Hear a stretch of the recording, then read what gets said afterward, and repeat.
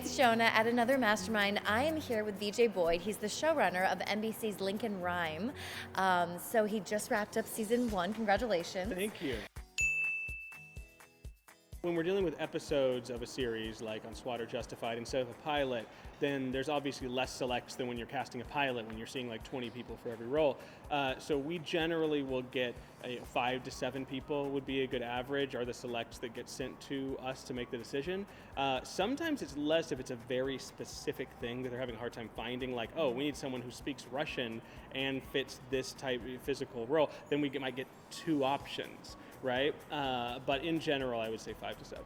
And you said for like a pilot, for like a series regular, like maybe 20? Yeah, and now, sometimes with pilots, there's a lot of offer-only people, obviously, and so sometimes we'll generally see, auditions for every role, even the main roles, even if we know we'll probably end up going with offer-only, because you never know.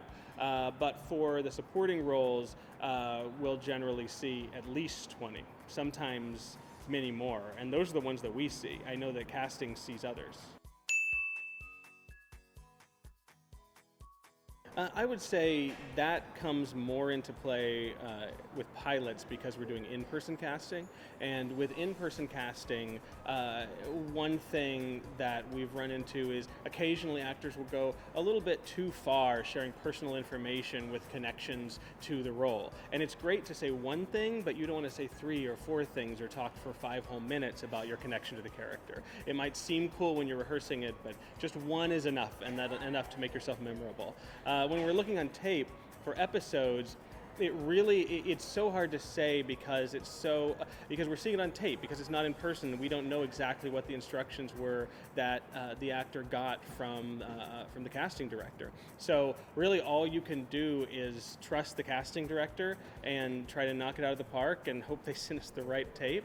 It's tougher to say in that.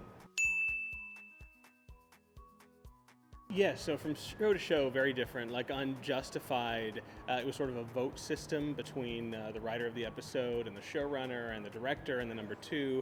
And then on other shows I've been on, the showrunner was the only one who really looked at tape and made those decisions.